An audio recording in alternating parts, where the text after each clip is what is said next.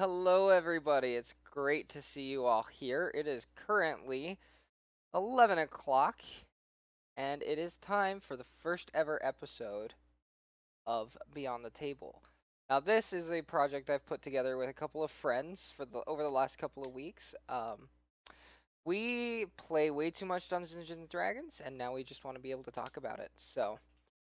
Let me introduce them. We have my good friend, GoldenThunder. He's someone I've known for a while. We've played through many campaigns. I've DM'd many campaigns. He has broken many of my campaigns. So, yeah, if we make shots at each other, that's why. Up next, we've got Panzer.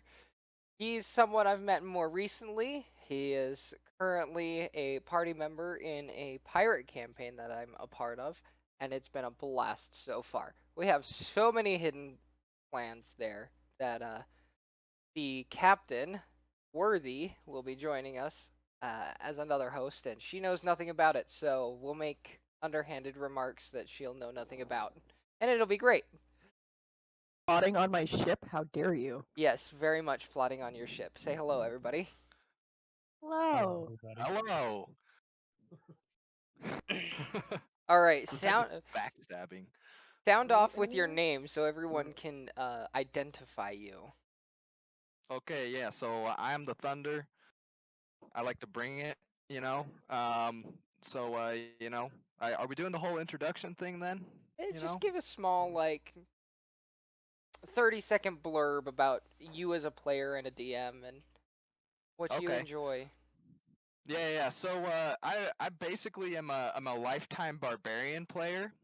If that says anything about me. But I do enjoy branching out a little bit as I'm playing a warlock right now. So A it's a Sorlock. little out of my comfort zone. Yep. Attack first, Um, questions later. exactly. That's the kind of attitude I like to have. Eldritch blasts through the roof. As a DM, heavy on the story. Uh, the encounters when they do happen are hefty beasts. That's the way I like it. So that's my life. All All right. right. Well, I guess I'm next. I'm Panzer Bjorn, and I'm more of a player than a DM. I've DM'd a few one shots, but I've only been playing for about 2.5 years now. I've known about D&D for a long time, probably since I was in high school. We messed around with a few things, but we're never in any serious campaigns. Then I answered a whisper ad for a campaign. Wanted to be a player, and I just jumped right in. And my first character was a monk, a tabaxi monk, because I didn't want to just be something. I didn't want to be something normal. I just had to go out and be a tabaxi. So, yeah. I guess it's my turn. I'm Worthy. I've only been playing D&D for about a year. I wanted to play for a long time, but there was nobody in or around me that wanted to play. I went to a convention at Katsucon, and a friend that I made there who lived where we lived bullied me into actually playing finally. Um, because of Critical Role, which is how we met. I main wisdom casters, druids, and clerics, loves of my life. Um, listen, my favorite spell is the druid spell, Shillelagh. I could Uh, barely even pronounce that. Shillelagh. A shillelagh. Shillelagh? Shillelagh? Shalalala. Um, Shalalala, my oh my. like my forever energy And when I talking about play is mom friend that occasionally goes feral. Um, accurate. I'm currently playing a pirate captain, which is I we bullied Eli into finally giving us a pirate campaign because I'm actually in the Navy and I wanted it so badly. She makes a Now I get fine to live. What? I said you make a fine captain. It's Thank wonderful. We you. just locked Panzer's character in the brig because he's now infected with deadly death. Deadly death, right? Like scurvy or something. So No. A like almost plague. like the Venom symbiote, kind of like that. Yeah. And last but not least, my name is Oblivion. I've been playing D&D for, oh gosh, upwards of 7 years now. I started out mainly as a player, but then when DMs started to hate me for breaking every single character I played, I got barred into the forever DM position. So having a couple of campaigns now that I'm actually able to be a player in again, and I get to break the games again, it's been a lot of fun. Um, I guess going off of what everyone else has said, I mainly play rogues. Um, and almost always will I multi-class into something else to make it even that much more broken. Way of the Shadow Monk with an assassin, Swashbuckler with oh, I'm trying to think. There's a few other classes, but I think uh a war school of war magic wizard, think is what it is. Essentially, I get my initiative up to a plus 15. Oh Um, God. You're yeah, a monster. plus 15 at level 6 for my initiative. I'm always going first. I'm a rogue. So, yeah, I break the game too many times. My wife doesn't let me play that often anymore.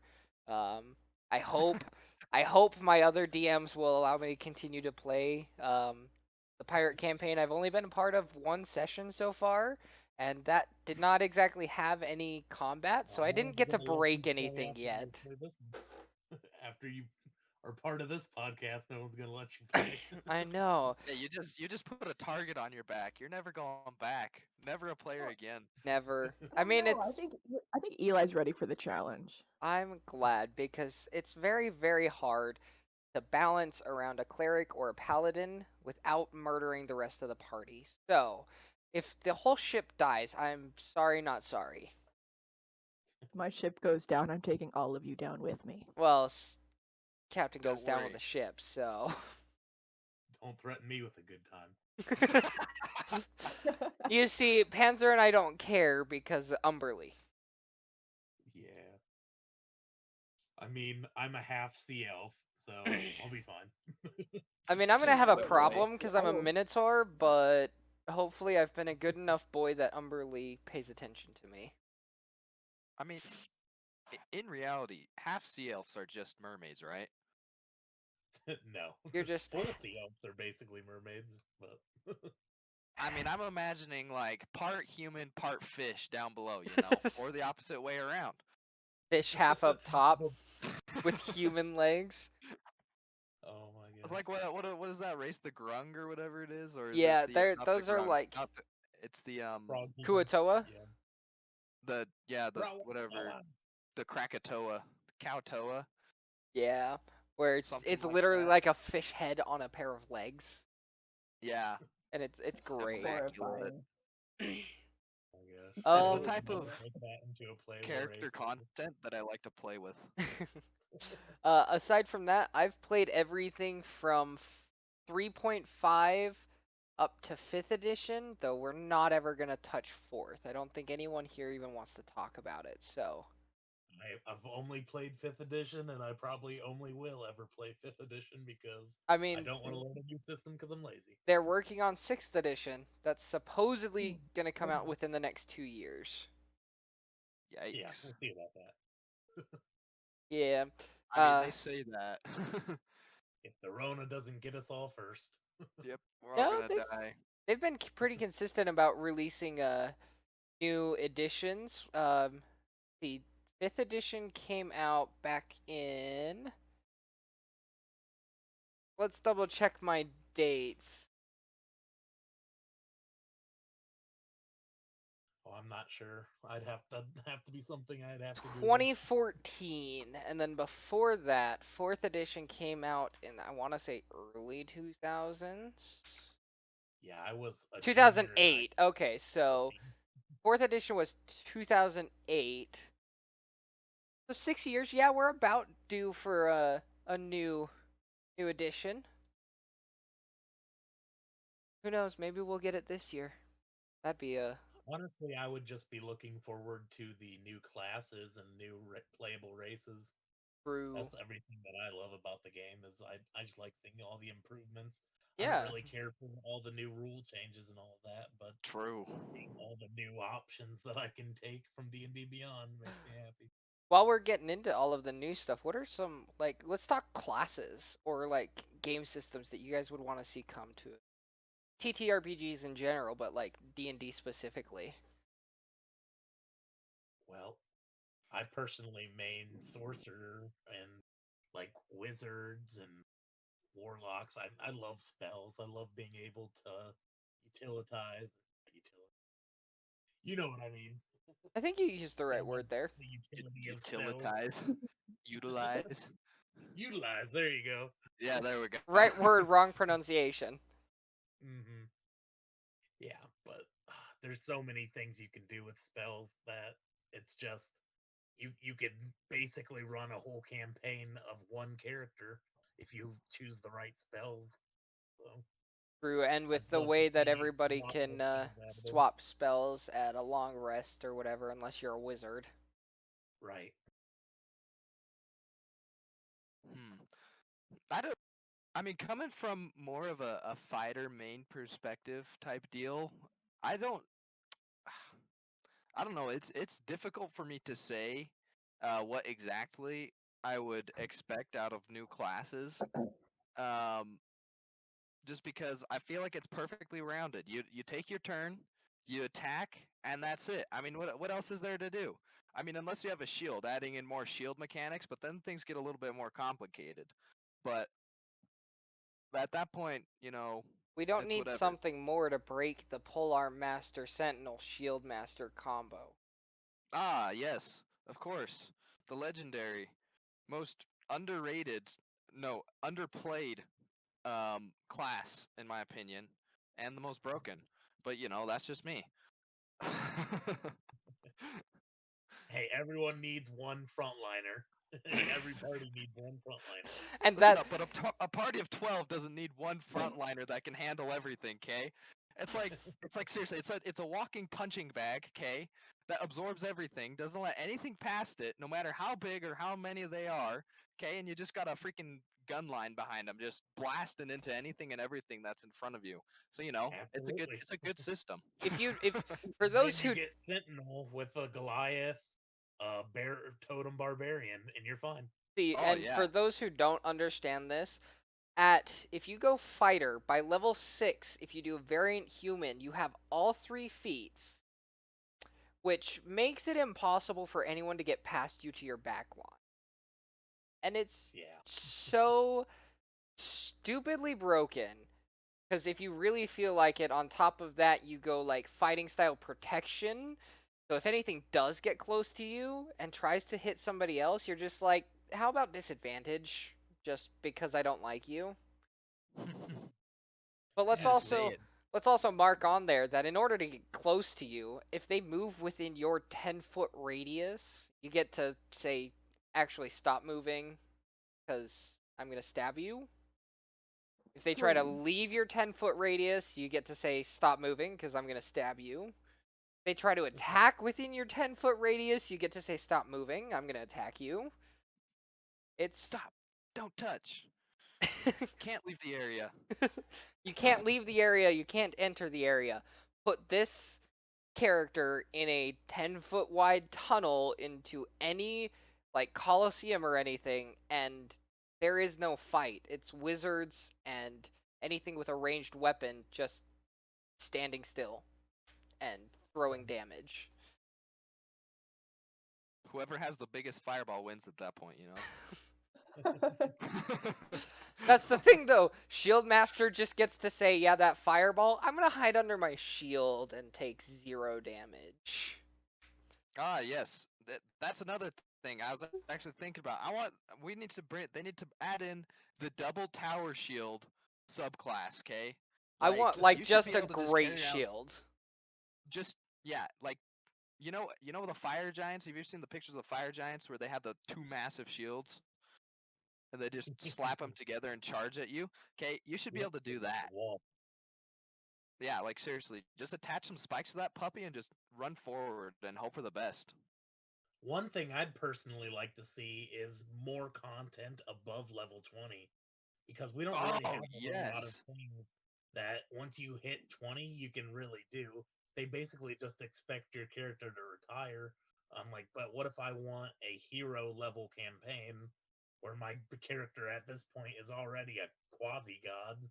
So I want I to I think the keep Basically going and gods. keep pumping forward and being a hero and a quasi god and getting all these kind of packed boons and all this. And from a DM perspective, I see the side of that where they go, how often does a campaign actually hit level 20 and then want to continue? So I can see where they don't add anything, but I would love that. One thing that I've seen is where um essentially you get elevated and now you get to pick another class entirely and you work your way back up to level 20. So I've seen that. I enjoy doing that cuz now you're like, "Oh, I'm a master at what I've just spent an entire adventure doing. Now we get to work on something else." well, there's so many opportunities. Like if you start a campaign at level 20, you could go from 20 to 30, and you just got to think maybe the classes themselves aren't your primary objective. Like getting to the 30 isn't your objective. You just want to accomplish whatever goals your character has in that time frame.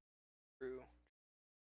What about you, Worthy? But What do at you that want to point, it's bring in? usually like a chosen of a god or a chosen or Uh, a champion. I don't know, because he was talking about the level 20 campaign, and I think it would be interesting that now there's these powerful people, but what if they're like you're like in a position of power, like mayor or whatever, like etc. And then you play that, you have to like defend your town because there's like this huge, massive evil coming. I think that'd be super cool. Yeah, I'd Just like love to play in that kind of general, campaign. I don't know. Just I feel like with D&D, it's already so wide, and you can just homebrew so many things yourself. I don't really think I would add much. I would Yeah, there's definitely so say many that I I don't want druids actually with so many concentration spells. Oh, poor druids Oh, and that's I do have concentrating. to You've got Shillelagh. I do have to say though, it brings up a valid point. Once you reach level 20, fighting off some evil, okay, you got to take into account how many people did you piss off in your entire 20 levels of playing, right? Got to True. think Right. about okay. that. Not everybody pisses anybody else off, so that's a question of I did mean, you and yes, who? there's bound to be at least one person, right? There's bound to be one who's like, all right, I'm gonna kill these fools because they Out like for accidentally murdered my vengeance. brother while they were saving the world. That one That cabbage dealer that you destroyed his cart. is actually the BBG. Exactly. Exactly. The new BBEG once you hit level 20 since you accidentally ran over his cabbage cart like 6 Yep. times during the campaign. Oh, that's the Oh. type of that's the type I of totally high bet quality I would bet content that I that want to one. see more of. Exactly. Hot I takes. I think one thing I'd probably bring to D&D, one of the very few things I enjoy from Pathfinder is their action economy, where instead of a D&D has move action, bonus action, and just your main action, whereas in Pathfinder you just have 3 actions. Use them how you want. So you want to make 3 attacks? Cool. That first attack is fine. I think in Pathfinder they go first attack's fine, second attack has a -2, third attack or -5, third attack has a -10. And then they've got their feats that cancel that. But I feel like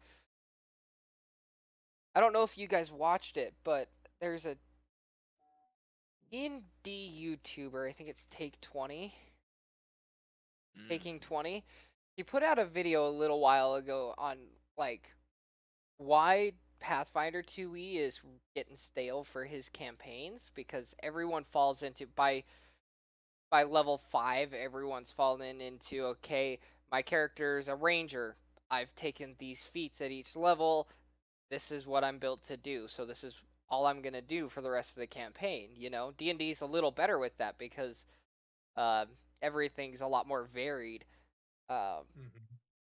with how you build your character, you're not having to select specific feats at each level. You're getting, aside from level 3 when you're taking your level 2 or level 3 when you're taking your subclass, you actually have to look at it and say, okay, this is what I want to do for the rest of the game. But even then, you get to look at other classes and say, this is what I'm going to build into. But I feel like the And action honestly, economy from there is a lot better because you get 3 actions to do something, anything you want. You want to take 3 movement actions? Go ahead. If you want to do that in D&D, you have to be a rogue, I think, is the only thing, because then you get to make a or a monk allows you to make the dash action as a bonus action and as a main action. So now you can take right. 3 movements, but the monk's the only one that can do that. If I'm a ranger and I want to pull far, far away from the rest of the fight, I can't do that in one turn. And what's nice about Tasha's is what Tasha came out is you're not even restricted from race anymore.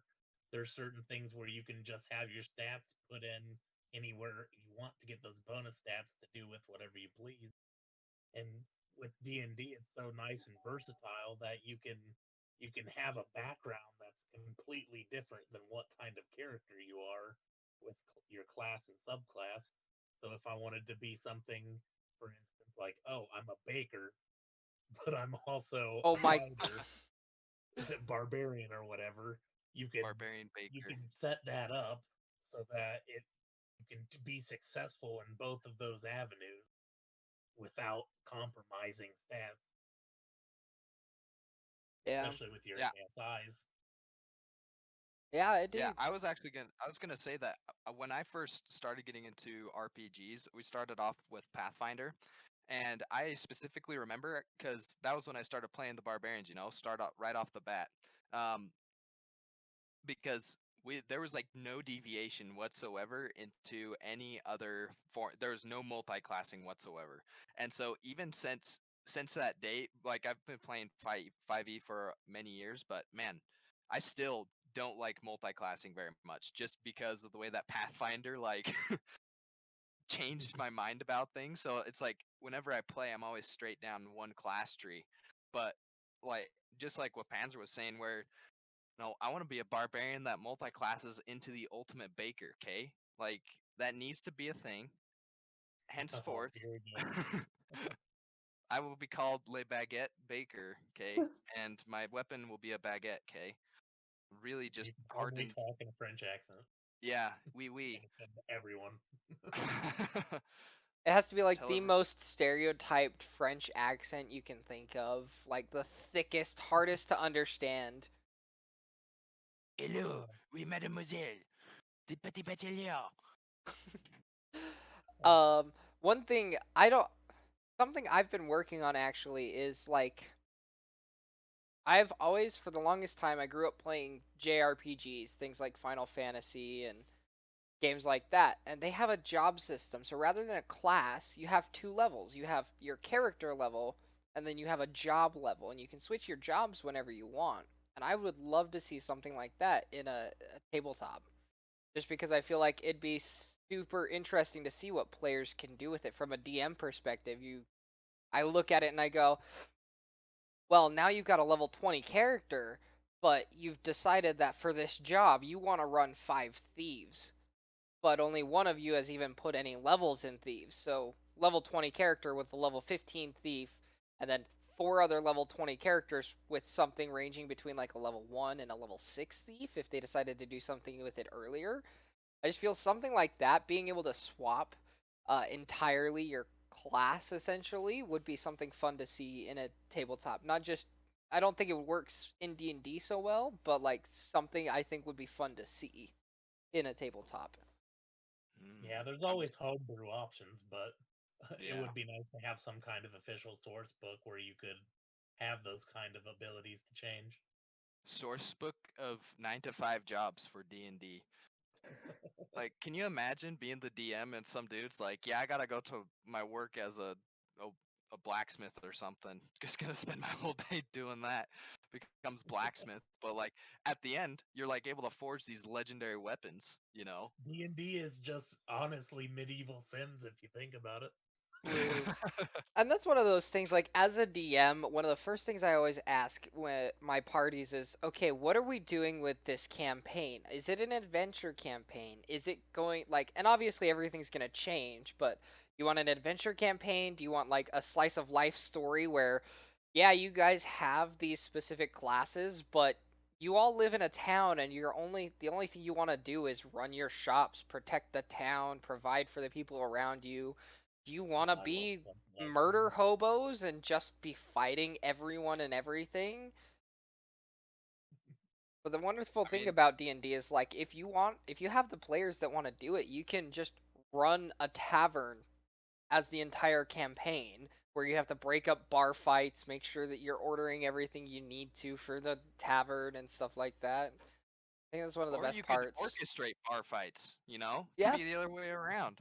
After the adventure, you become the NPC.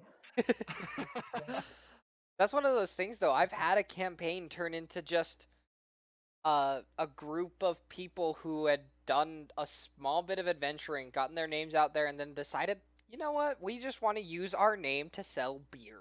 And that's what they did. They traveled through the rest of the campaign was just them traveling country to country, kingdom to kingdom, selling beer because they didn't Opening want to fight microbreweries. people anymore. They just wanted to make money. Yeah. I mean, sometimes you gotta deviate from the well trodden path in order to, become successful. So doing random stuff like that, I think that just adds to the fun of things. Every once in a while, you just get something stupid going on. I'm Right? not gonna lie Just though, it does start feeling like Sims sometimes when you get like a family or when you have like kids or something in game, and the like, DM crap, is I like gotta. really into like role playing it. So Yeah. you're just like attached to this imaginary family you have. So It's like I suddenly gotta I'm pay married child with support 4 now kids. Yeah, The wife took The the exactly. bard kids is like, because I I'm. have to pay child support. for like Oh, 50 different dragons. speaking of Yeah. bards, one of my favorite campaigns I ran was just a bard campaign where their entire thing was find your father. This So the episode of Maury. yeah, yeah, it was hilarious because everyone was like half something. Like the whole thing was, you guys have found each other. You're all half siblings, all half human, half whatever race you want to be. Go find your dad. And they just had fun with it. It was That is hilarious. an awesome concept for a campaign, and I really want to try it now. Can you Uh, imagine that you're like a half elf, and so you just go running to the nearest like half elf settlement, and you're just like, everybody line up for DNA tests. it was Oh, great Oh man. because any humanoid they ended up fighting, they're like just middle of combat. You my dad. And if they did it at the right time, it was great. I'd give them like pretty much a distraction role. How taken aback is this person that you're in the middle of fighting? You, are you my dad? And they start looking at every other character and they notice the human similarities. Like, wait, am I? Oh, that's a good question. With the campaigns that I've played with Eli, one of them was a bard campaign where we're all, well, it was a one shot actually, where we were all bards in a band and we had to travel Yeah. around going from gig to gig, and it was so much fun. Did you We guys had a call cart yourself and the Rolling everything that we Stones? sent out like a slam van. It was Oh, that makes me absolutely amazing. while Worthy was out on ship and unable to join in for the campaign that I run for them. I hope we can get back into that one soon. Um, we did a Bard one shot. Everyone was a Dragonborn. Um, Oh, they traveled to yeah. hell. I was so upset that I missed that. It was Oh, a good one. it That was was so fun. much fun. Everyone had to have 3 levels of Bard, and then I let them do whatever they wanted with their character. They were Dragon Force, roaming around through hell, playing shows for demons. I made them like they had to come up with a set list. They had to describe how they were performing each song and make performance rolls for specific things. And I think one of the things that a lot of people miss out with D&D is the simple stuff like that and how out of nowhere your combat oriented spells turn into pyrotechnics for a big stage production. Just random spells that you'd never think of using outside of combat become a way to Absolutely. increase your per- performance mods and everything like that. I mean, Spells are so versatile. they really are. That's just that was by far one of the funnest one shots that I've ever participated in, just for the sole reason that it was so random. It Didn't was you just you ended up getting a mount, didn't you? You ditched your Hell Rider for a mount. that wasn't me. That was somebody else. I ended up just running, um, because mine broke. I forget some engine failure when I jumped off it to try to kill the horse demon dude, and I missed royally, of course. And then I went berserk because I had the berserk battle axes, and that was fun. Um, yeah, Oh but yeah, you did the Barbarian for that one, didn't you? yes, I was the barbarian. Oh no. One of The my hardest. favorite useless multi-classes. I love the barbarian dwarf who plays bagpipes. That's the best combo. Yeah. Oh, okay. Since we're getting on the topic of characters, why don't we what was the first character you guys made? We know Thunder, you did the Pathfinder Barbarian. Oh yeah. Yep. So when I started making my character, I didn't really know what I was getting myself into. Um, so I initially I was like, you know what? Barbarians are cool. Okay. Battle axes, right? Don't want to have to mess with magic spells because I don't understand how they work. Like that was the sole reason that I chose to go with barbarian, just because of simplicity. I didn't understand how any of the other stuff worked. So I was like, all right, all I need to do is attack and that's it. Soak up damage, I can do that. That is easy for me. And so I created a character. His name was DA apostrophe nuke. Okay, da nuke. First name, last name, right? So, I didn't expect our campaign lasted like 4 years or some junk like that, like all through junior high and parts of high school. It was a wild campaign, one of the best. It was probably one of just the funkiest campaigns I've ever played in my life, just because nobody really knew what they were doing half the time.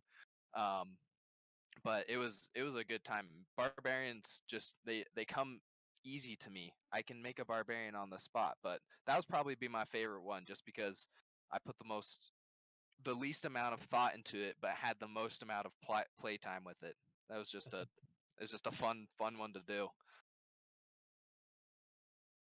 Yeah, the first character I've made for a campaign was my Tabaxi monk, Way of the Fist, and I was I've seen a lot of stuff in Dungeons and Dragons about like barbarians and fighters and wizards and stuff, but I never really looked into the monks too much. And I was watching Marisha Ray play in Critical Role, play her monk, and I was like, you know what? This could be something that I could try and actually probably be pretty good at. So I looked into some monks, and I didn't want to just do the like, oh, I'm just a human, or because I've like everyone in the group was playing either like a human or an elf. So I'm like, I want to go something out of the box for my monk. And then I was on Pinterest actually and found leopard this leopard print like snow leopard tabaxi that looked really cool. So I'm like, oh, that's it. That's definitely the monk I'm using. So Now I want to basically, make a snow leopard tabaxi because that sounds amazing. I was thinking the so exact good. same thing. So great. They look so good.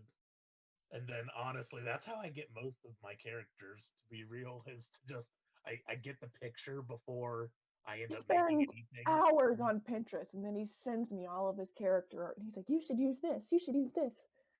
Hey, the main one you use is one I've sent you, so Let's see. I'll If give I you that jump one. over into our D&D community, let me scroll up and see how many times under character art between you and Jesse. So many. So And many. then all of the ones that he like tags me in, he's like, I'm just and trying to help that's someone just out, in okay? that one. It's not in the ones in the other 3 servers that we're in together, and also the ones that he DMs me, and he's like, "You should use this. You should use this." I'm probably gonna use most of them, but he's figured out my type, which is druids and clerics that are redheads. Where did all of the pictures go? I know there's more than what I'm finding. Granted, most of it is still from Panzer and Jesse, but it's like, there's so much. Okay. Honestly, sometimes it will be between sleep schedules, so I wouldn't realize I've sent someone like 5 or 6 pictures, and then I'll wake up and send some more, and then fall back asleep.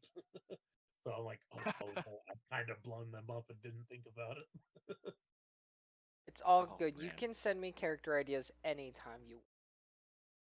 We haven't Oh, that's played as many campaigns. I don't really know what your kind of style is and what you're looking for. I Caitlin, I'm down to a T. Oh man. my characters are typically high damage output or charisma casters. I like to be a Yeah. sneaky tank that you would never expect. Like Like, a Loxodon running Loxodon no, like around Rogue. more with the rogue. class. Yeah, I usually do like druid. I only play druids and clerics. Every once in a while, I'll play like a fighter or something, but I don't understand martial classes like at all. And so like I'm definitely like I'm like, oh, let me try to make sure that all of my spells do like maximum damage. And then like a lot of times I find it so fun, like out of nowhere, the druid or the cleric is the one dealing the most damage and also You and healing the your rest of the shillelagh. party. I want to address this real quick. For anyone who ever says a cleric is the designated healer, you have never actually read through the class, have you? Okay, answer. This is on you. In our campaign that we were recording as a podcast previously, we haven't got back to yet. He's playing a cleric and I'm playing a druid. I'm the party's main healer because this idiot got himself trapped in a cage. Mistakes were made, okay? Mistakes were made. And I then don't someone's know. like, oh, cleric, heal me. And he's like, no. I have no spell slots left. My dire wolf companion has a saddlebag just full of healing potions. And that's what I feel like happens with paladins too. You're like, Paladin, I need health.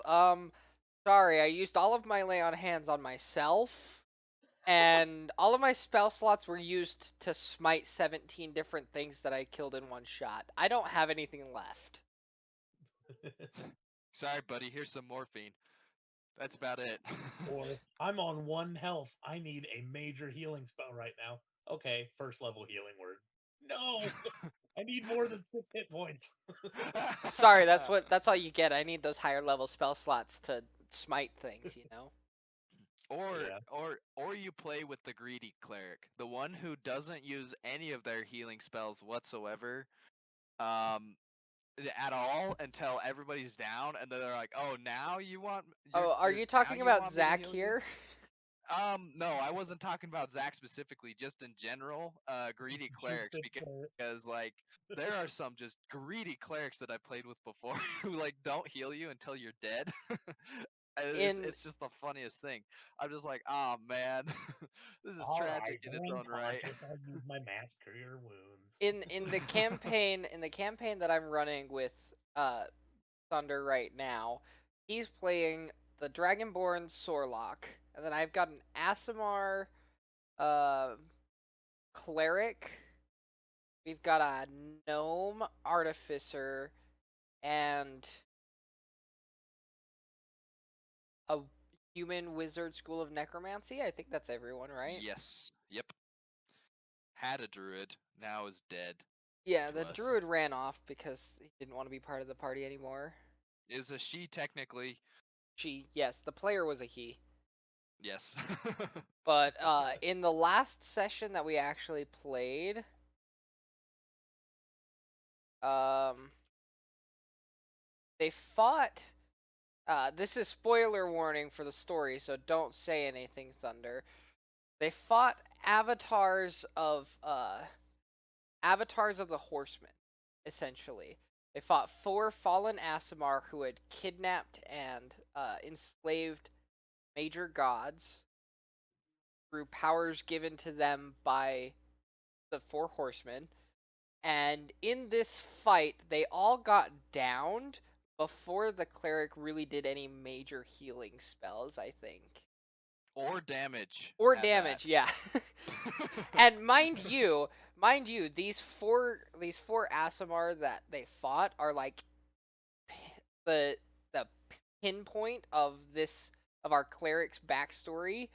So it's like he wanted to fight them so bad. He didn't even give anybody time to do anything. He heard the voices, ran in there and started swinging and didn't hit until like the 3rd round, and even then he hit for like 6 damage. And then Oh wow. everyone else around him got down, and he's like, crap, I gotta run around to everyone and get them up after I've used 3 spell slots to try to deal damage. It was a fun It was a good- fight, though. It could have gone worse. I think let's see. Yeah, it was a let's see. I think it was our human wizard was like down in one shot immediately. Like he almost straight out died because the amount of damage that was done to him. It was just like, oh, oof. I think that was, Time out. We should have gone in with a plan for this one. mind you, that was through 2 casts of False Life and Armor of Agathis. Yes, it was. It was ridiculous. Oh, it was tragic. And now I don't even really remember what was happening with it because all I know is that. Wait, did they disappear after that? I think they ran away. They were too scared of me, I think. Or That's too what it scared was. of the Warforged Barbarian that came barreling in to save you guys. Ah, yeah, that might have been it too. But I think it was definitely the first one though. Every player were has scared of me. their retelling of the story. It's okay. It was me. Hey, it's the truth, okay? Worthy, I don't think we ever got to hear what your first character was. It was actually the druid in that campaign. It was a half elf first druid. It was the first one I ever made. I'd heard about like wizards, and I was like, oh, maybe I've heard stuff about clerics, and then I found the druid class, and I was like, I have found my thing. I used her in the first campaign I ever played, but that died out. We had 9 people in our party, and it was insane. And then I met Eli and Panzer and this whole group, and we were like, oh, let's make a campaign. And I was like, promise that we were going to see this out through. And I was like, you know what? I'm going to use Petra. She's the love of my life, and I want to see this all the way through. We had to pause that campaign because one of our players got COVID. So we're trying to see when we will start that back up. Hopefully soon, because I would love to keep broadcasting that. You know, funny enough, as much as now I don't want to touch spellcasters because they're fun, my problem with spellcasters in D&D is it feels like compared to the other classes, you don't do anything until about level 8 to 12, depending on what class you are. And Yeah, you it's been definitely so can't long start with since the I've had a bottom of campaign the that unless actually it's a new. reaches that far, so I try to avoid them. But funny enough, my first character was a druid. I'm trying to remember. I think That's it was surprising for you. I think it was a homebrew class, homebrew race, kind of. I was I was a half elf that had one natural shapeshift. I could always turn into a bear cub. A bear cub. Yeah, just a bear cub. And I think if I Uh, remember correctly, it wasn't even like a race. I was cursed or something like that. I think was the original, like the actual origin of why I could always turn into a bear cub with no problem. Like this bear cub form I could take for as long as I wanted, so it wasn't restricted by the wild shape or anything like that.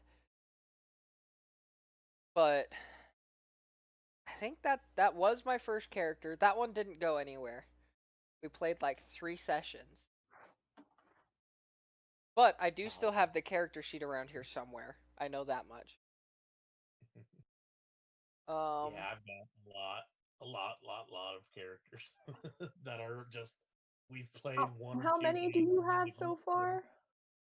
What's up? How How full many is do you that have so D&D far? Beyond? Oh, I have 139 on a D&D Beyond. So I do have Last to I say checked, I think I only had like 24.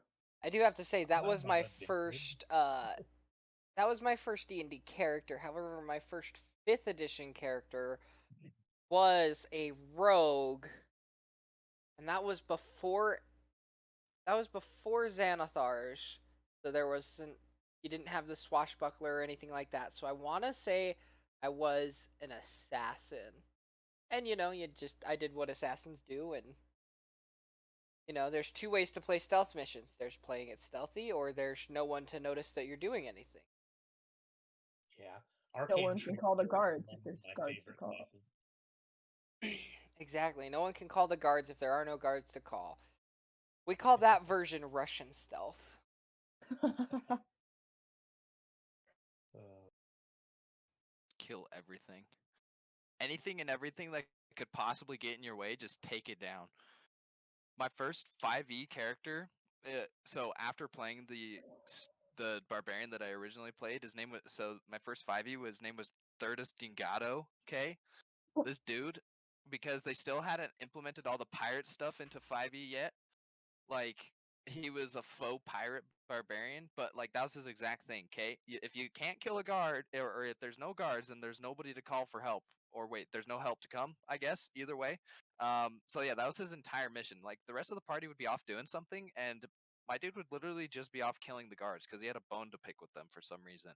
I can't remember that reason why, and I'm trying to figure that out right now. But my notes is not helping me whatsoever. But that kind of play style is like animalistic and awesome at the same time. It's so funny to to run around just picking off people through the streets. this dude had a family. He had two little girls at home with mouths to feed. He had a Just the guy that family. fucking smash. Like seriously, yeah, that was like exactly what it was. It was just like, oh, hello boys, just knocked out. It's like, oh wait, my party's not even anywhere near me. But anyways, I don't know that. Just keep going.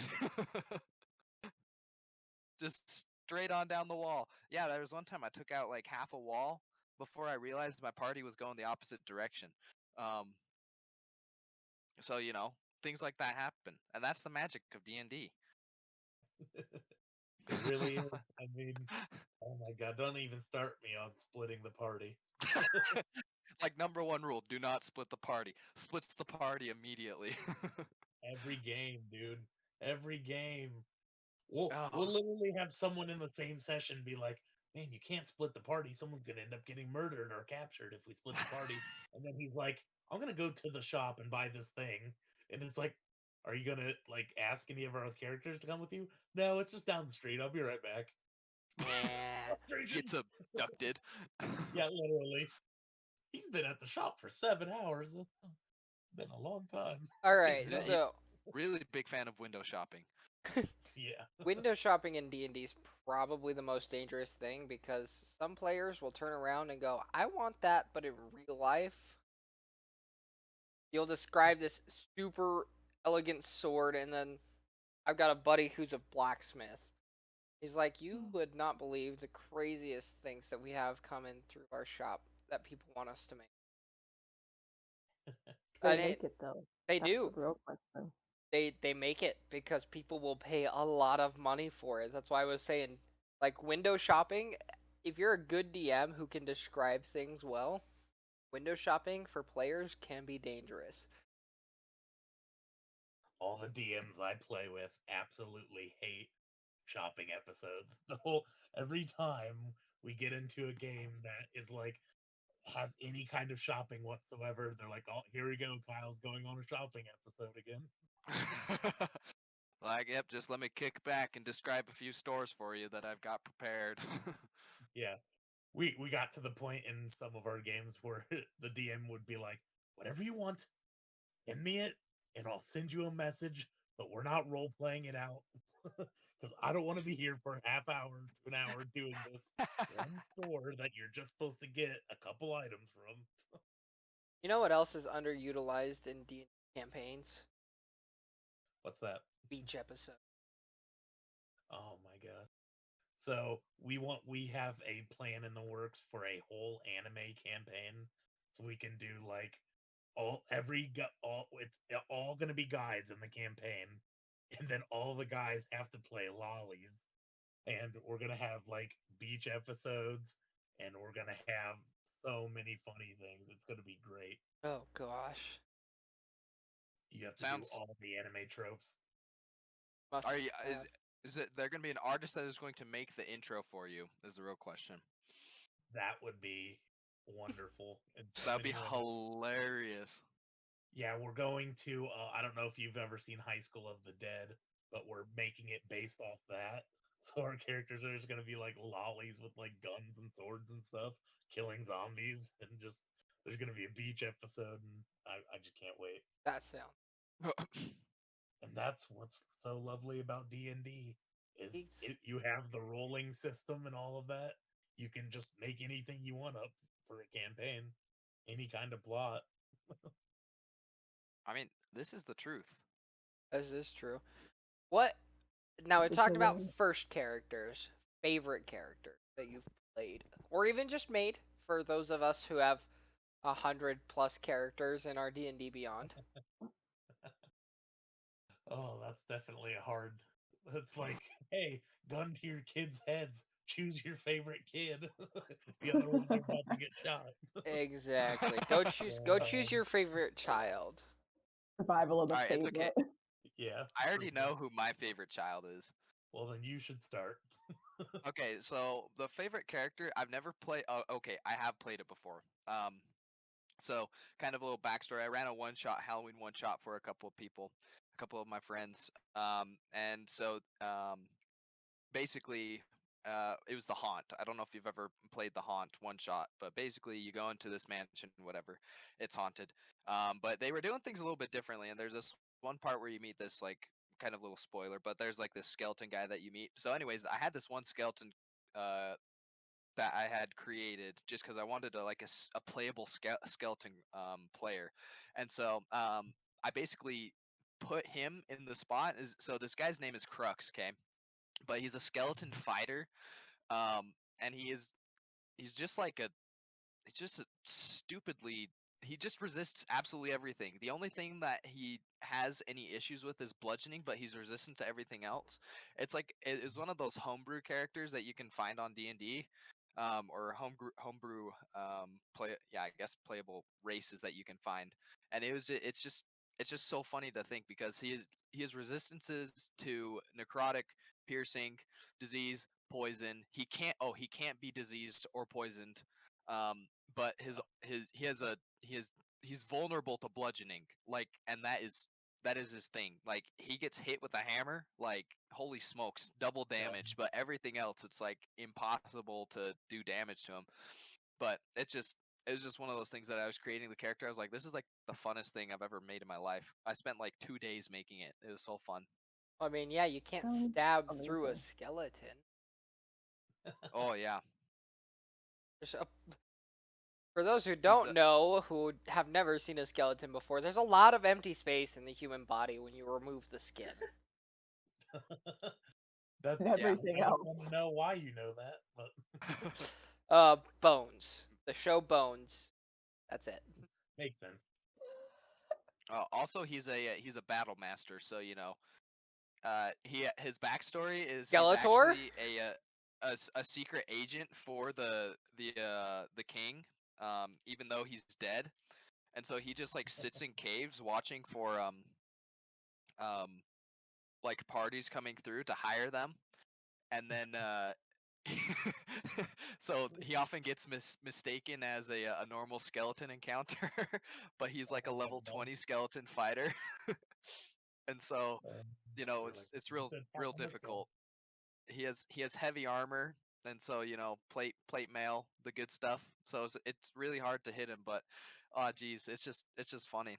I've introduced him a couple of times to certain campaigns, and it's just funny to see people react because it's the one skeleton that interacts with the people. It's always a good thing. Sounds awesome. Yes, tell us about your druid. Yeah, let's hear about Yes, your and favorite druid listen, character. I love Petra so much. Um, I can tell. she, All the TikToks. I love her. I had made her for the first campaign, and it was wild. We had 9 people, and they were 2 small parties that had merged together. And Petra was definitely the glue, the in between.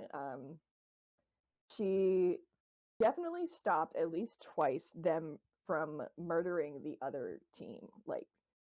Uh, and then she was one half of Team Mom, and when both of the Team Mom people left, the goblin burned down the tavern. Oh no. And then not long after that, we ended that campaign, and then we started the campaign that she's currently in. And it's just she's she's definitely has like this social anchor in the group. The Just angsty one. no, not the angsty one. That's Stu. Extremely edgy. Extremely edgy. No, definitely not. And I love playing her. It's she's the one that's most like me. I was like, let me just make a character that I can project myself into, and then that was how she was made, basically. I don't think I have a self-projection character. I put a little bit of myself in every character. That's I what I just was thinking personify too. a It's certain like aspect of my personality into each character. let's look at for Artyrin in this campaign. I'm taking my sarcasm and need to be better than a lot of people and turning that up to Oh my 13. gosh. I made this comment in the server that we're in, but I'm pulling a lot from Sword Art Online abridged version. I'm pulling from Forgot Kirito you in told me there. about that. We're just we're just we're taking my wit, sarcasm, and superiority complex, dialing that all the way up to a million, I can't wait. all in the body of a Minotaur who, I mean, I'm not gonna give away his actual voice here. I want that to be in the sessions. Who's also a paladin. Yep, he's a paladin, oath of open sea. Um, he is lawful evil, so the scheming is still going to be somewhat safe? Question mark. So evil. I will say It's gonna this be though, beautiful. and Worthy, you can't change, you can't take it back now. But the fact that you promoted me straight to quartermaster took our plans from step 0 to step 7 in about 3 seconds, and it's wonderful. Yeah, things are working out kind of nice for me. The brig. Shut up. we lost a player who just happened to be the quartermaster, and I had come in, and my character's backstory has a lot of other experience on other ships, and so when we lost our quartermaster, Worthy just went, "You've got enough. You've only been here for a day, but whatever. You're here now." And it was great because immediately after that happened, I DM'd Panzer and we're like, "So our long, thoughtful plan that was gonna take like the next 12 sessions just got set up to like session 10. Oh So yeah. what do we do now?" That's kiss. But that was a fun one. I always wanted to play a lawful evil campaign with a bunch of people, but it's difficult to find a group of people that have that are willing to play the lawful evil perspective. There's You know, always and one goody two shoes that has to ruin it for the rest of us. there really is, Exactly. you know. And it's like, I think some people get it misconception, okay? Because when they hear like evil campaign, they're like, oh, we're just gonna murder people. No, no, no, no, no. We're going to manipulate people. We're going to take over kingdoms, and then when that happens, well, we win basically. Yeah. You know. We win when we Fix control that 7 under the rug. different It's kingdoms. fine. And you know what? When we're able to like pit people against each other in like total war and reap the spoils of both sides because we've orchestrated everything, it's the greatest thing. I like to think of it as a similar plot line to a very famous movie series, Star Wars. For those that haven't heard about it, the Clone Wars was orchestrated by Palpatine. Sorry, spoiler alert. But something like that. Um, some good Darth stuff. Vader. It's a good time. You just got to get past the fact that it's not just going to be about murder hobos, although that definitely has to be a part of it at some point. See, Okay. the thing is that murder hobos can be anything. They can be chaotic good murder hobos. They could be chaotic dumbass murder hobos. I've actually made a murder hobo that he was a what was he? He was an urchin, so homeless guy, and he was like a serial killer. That's like what his thing was, and he had to make wisdom saves after a while. And if he failed the wisdom save, he had to go kill people, or like it would like start like taking damage. Was There his you go. was his wisdom saves because he was slowly getting possessed by a dark god? Murder hobo We becomes never like got the that evil far in the overlord. campaign because I got caught and had to run away. But Well, real quick, while we're on the topic of like differing campaigns, I want to I want to play or run a campaign where you turn into the BBEG because you have just you know how like in Skyrim you can just go into people's house and grab things and people don't care. You are the uh-huh. person who lives in that house, but you do care. So you start killing the people who are trying to steal from you cuz logical response. They broke into your house and now they're trying to take your things. And so slowly over the game, you end up with like more and more treasures from adventurers who are like, "Oh, this is a random person. They're not gonna, I just saved their town. Why would they care if I break into their house and steal things?" And so like From experience, slowly anti-hero over, games are so much fun. you go slowly over the campaign, you get nicer gear. Eventually, you're like, okay, I need to build a moat around my house because this is just, it's too often that this is happening. Eventually, you'll fill that moat with sharks and then booby trap like every entrance. And now, the last session, you've got like a party of level 20 characters who think you're just this absolute terrible person when all you were trying to do originally was like stop people from stealing from you. It's a tower builder simulator. Pretty much, but I want to do that in D&D. Like it's just a party, so you start in like a tavern. You're just a tavern owning party, but people are stealing from you, so you raise up your defenses, and eventually you have minions and constructs that guard your property, and I think it'd be a lot of fun. Oh man, that actually there's a video that I watched. It's not the exact same concept, but it was talking about how the the players thinking that they're good when actually they're evil. Basically, they're on this campaign in order to uh like root out the evil of a necromancer, where this necromancer was turning these entire villages into like undead basically. And so they get to the end of the campaign, or it started off with like this one undead child that they had to kill because it was attacking them. And so like the dad, I guess, it becomes the BBG over time. But they go around, they kill Yeah. all these villages of undead, and they get to the final necromancer guy, and the necromancer guy is like, I was putting them into these undead states in order to save them from this terrible disease that's been flowing across the entire realm. And he's like, you just been killing them all. And so instead of it was like one of those tragic ending type things where he's like, I don't even care anymore. And so he was like, you've killed everything basically, because they destroyed the crystal that had like the serum in it that was supposed to save them all, because they thought it was like going to turn everybody evil or something.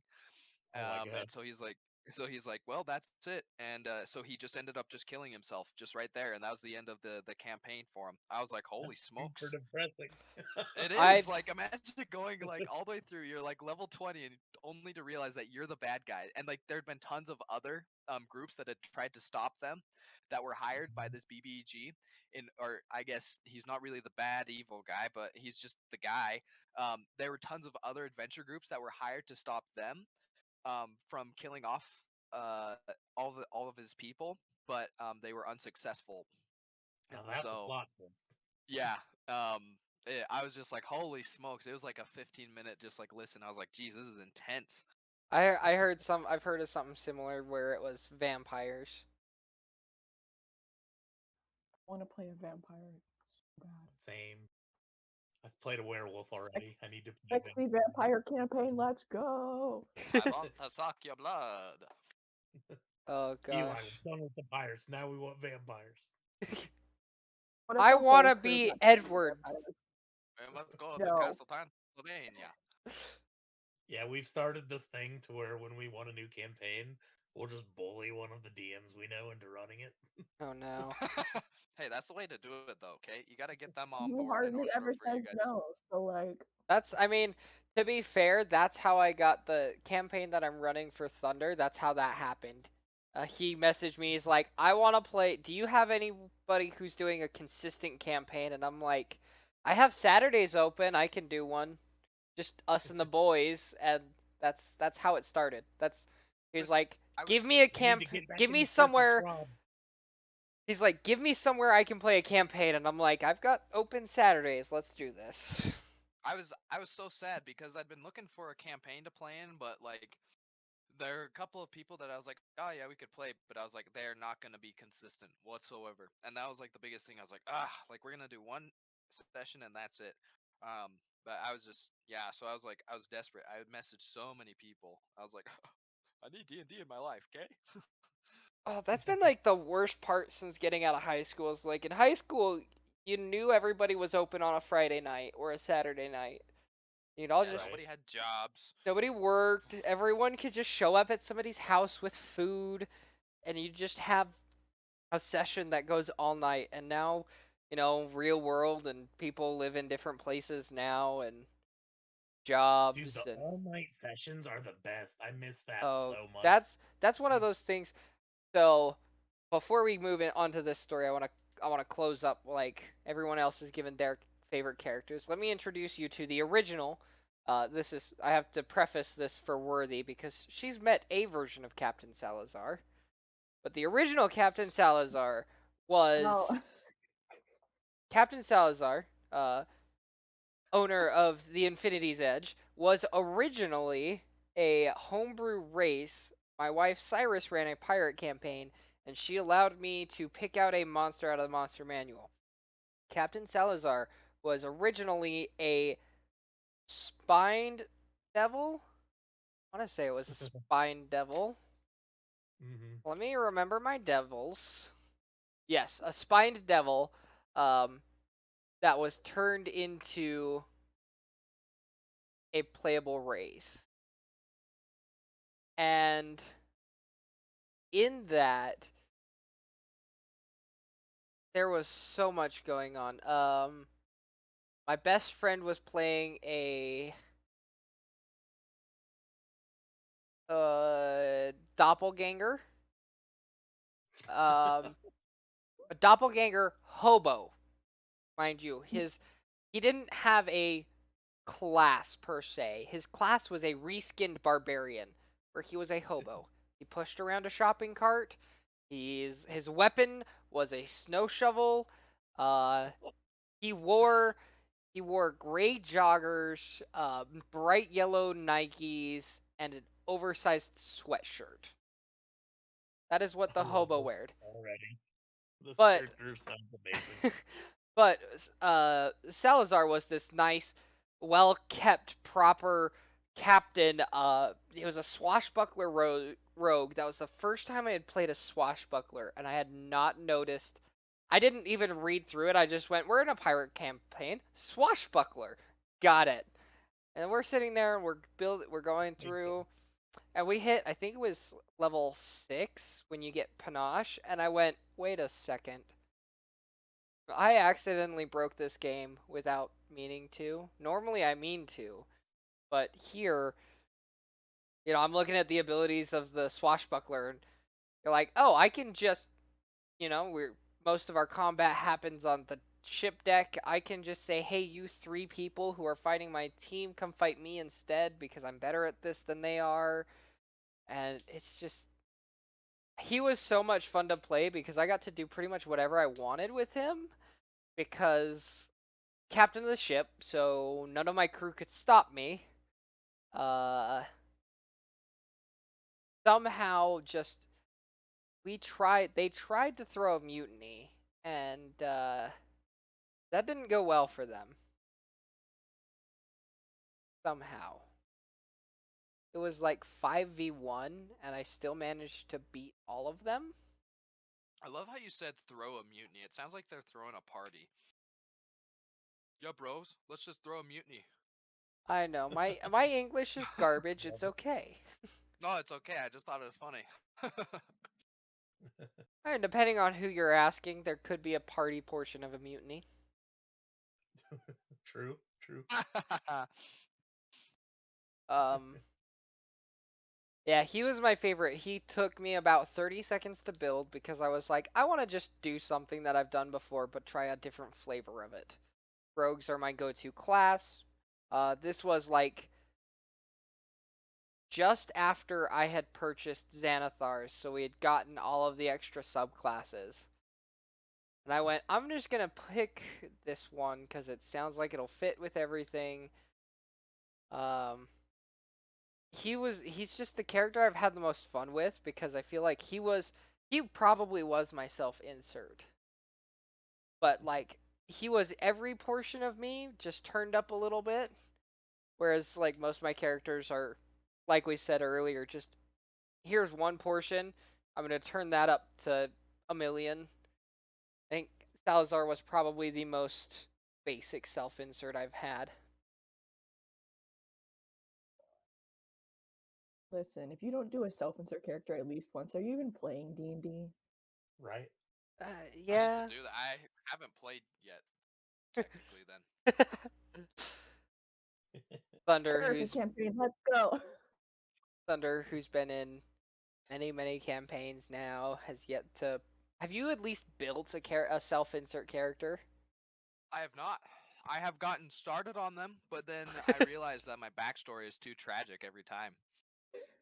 Oh, wow. I'm just kidding. I don't know. I get started and I'm like, huh. I get some ideas of where I'm gonna go, but then I always just like stop. I'm like, is this too real? It's too real. Oh, This is my escapism. I will say one of my other favorite characters is one I just started playing, and the only reason he's my favorite at this moment is because this is one that I've been dying to play for so long. So his name is Zadu the Red. He is a kobold cleric of Trickery Domain who worships Tiamat. I don't know if I've told you guys, but I've always wanted to play a cleric that was just straight up a yandere. And this is that character. and it's gonna be great. We played one session we did a session 0 to get an idea of like everything that's going on, and I didn't get the chance to do be number 1 yandere to Those Tiamat, are like but Eli's specialty when he plays a character and he's not being a DM. Always the Andre. this is something I'm like I just want to play, just like a simple kobold who's just absolutely obsessed with Tiamat and is gonna do everything to get to to Tiamat's side, and just that's this character now, and I'm so excited to actually play a campaign with this. I have so many kobold like characters. Like I just think it's so I've funny only made the idea of playing just a shrimpy little kobold just digging around. Just it makes me so happy. the whole thing is so funny. Just Oh yeah, groveling. jeez. I thought that they just recently got rid of that. Did they? I haven't played a kobold in probably a year. Got rid of what? I thought it was just like it was like a couple of months ago. They like got rid of the grovel feet Oh no, or it's something it's like it's that. still there.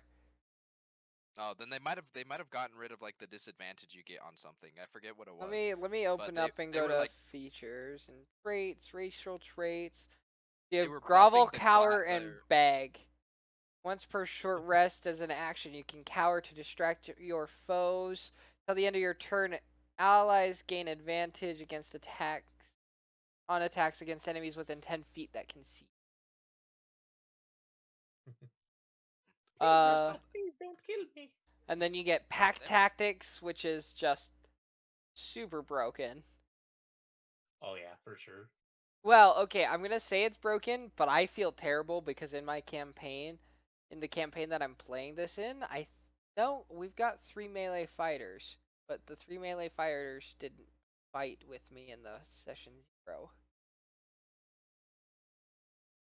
So I didn't get It's to weird use how that works. I didn't get to use pack tactics in my first session, and then the one that really hurts, and the one I'm still trying to figure out a way to get around, is sunlight sensitivity. Disadvantage on attack and perception checks, relying Oh on wow. sight. just cover your eyes. Well, that's what I was thinking. Is like maybe the DM will be nice enough Sunglasses, where, bro. as a free action, I can raise my shield above my head to block the sunlight when I make attacks. Just get sunglasses. Invent sunglasses. I'll do Or it. invent the hat, See, the Yeah, just sun invent that. visor. I have a cloak, and I'm gonna talk to my DM and see like, does this cloak, if I flip the hood up, does it shade my eyes? Is that a thing that I can get out of that? Snow blinders.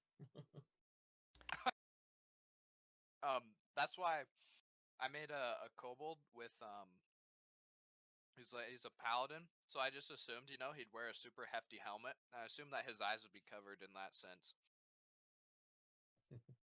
Hope for the best. Panzer, Yeah. I want to go back to something Panzer brought up earlier. We talked about all night sessions. I've got a story around those. So, this was before my brother-in-law left on his mission. He was part of a campaign that I had based in League of Legends, which is also, it just so happens to be where the campaign I run for Worthy and a few others happens to be in. Water. But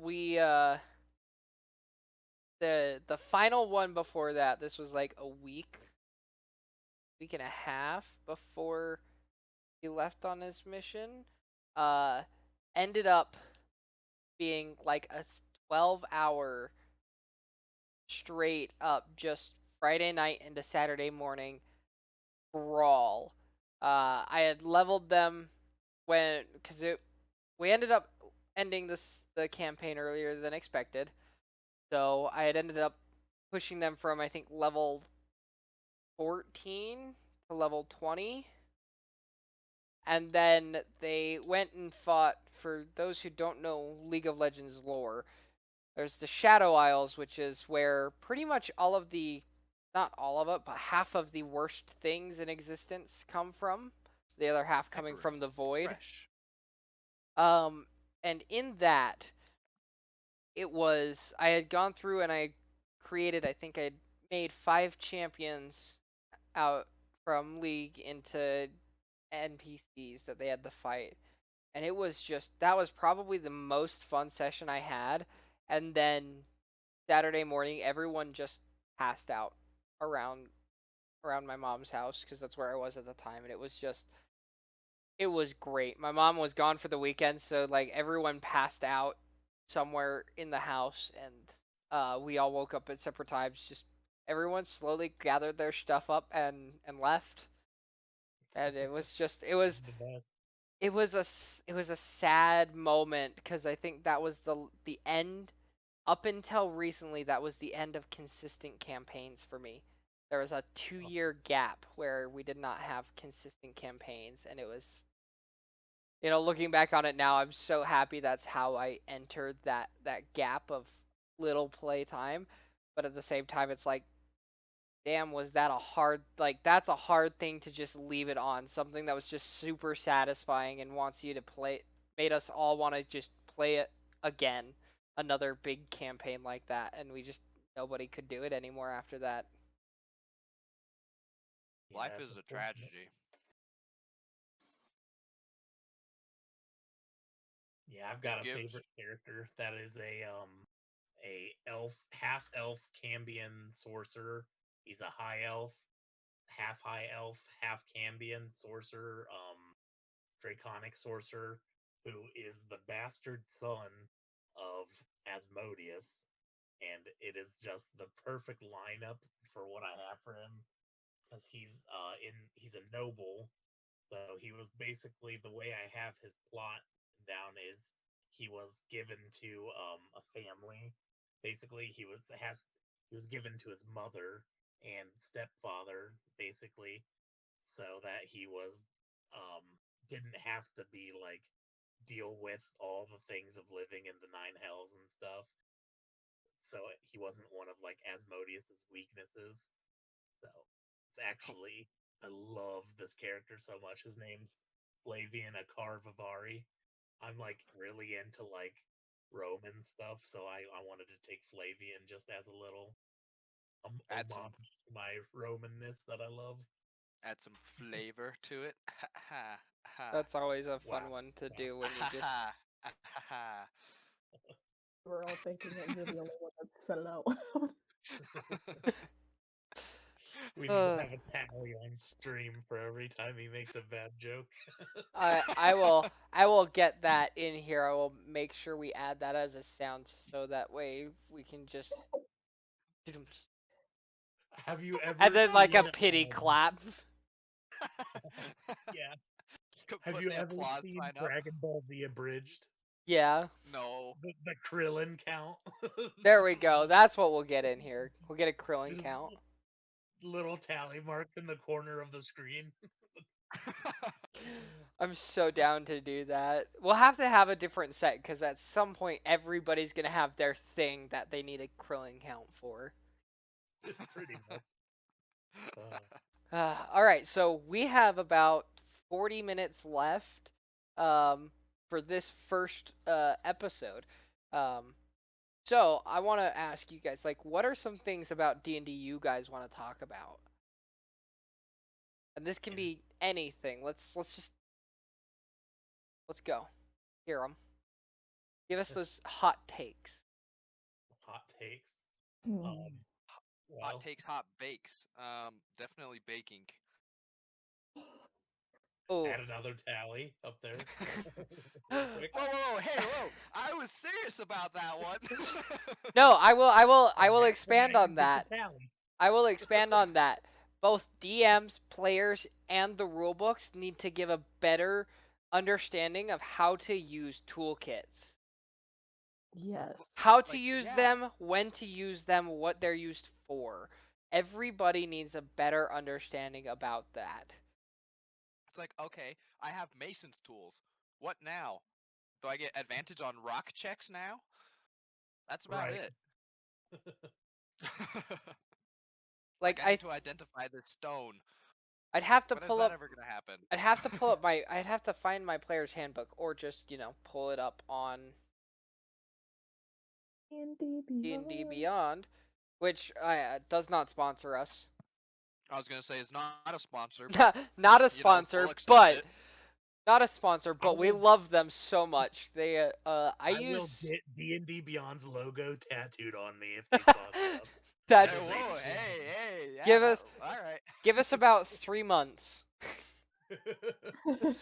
Somehow gets there in 3 months. Tools. So let's see. If we go to the tools, it tells us what they're used for, but not how to use them. Yeah.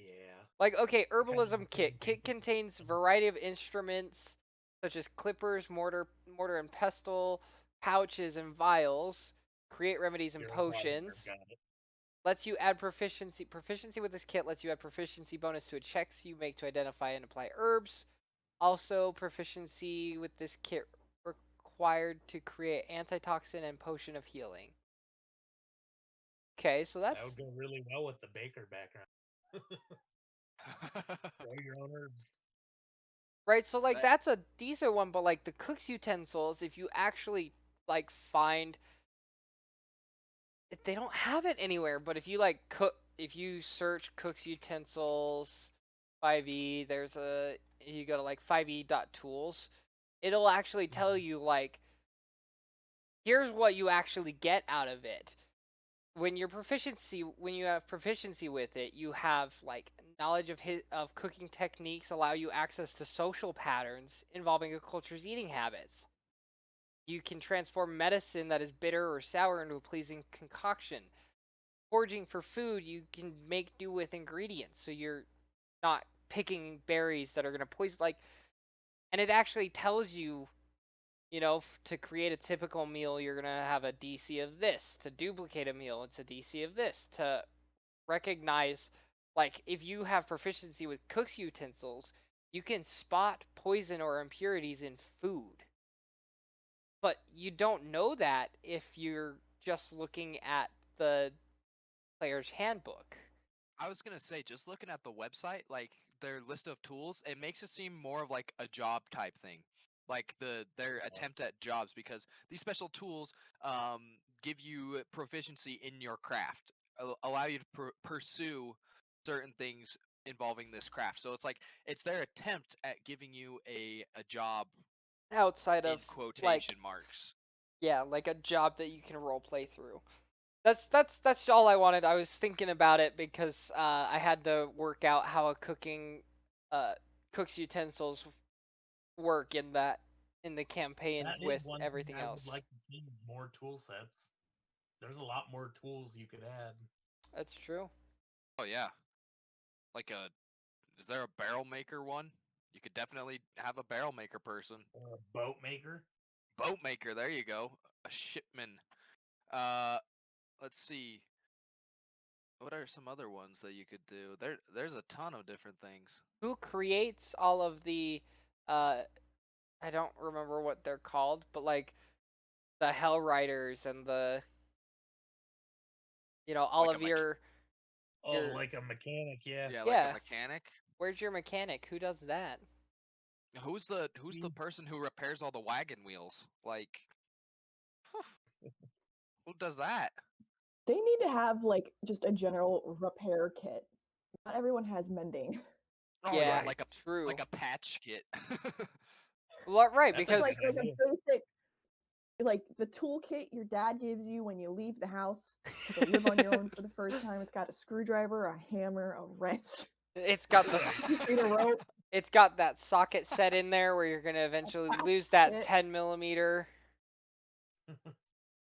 You get one flathead and one Phillips head.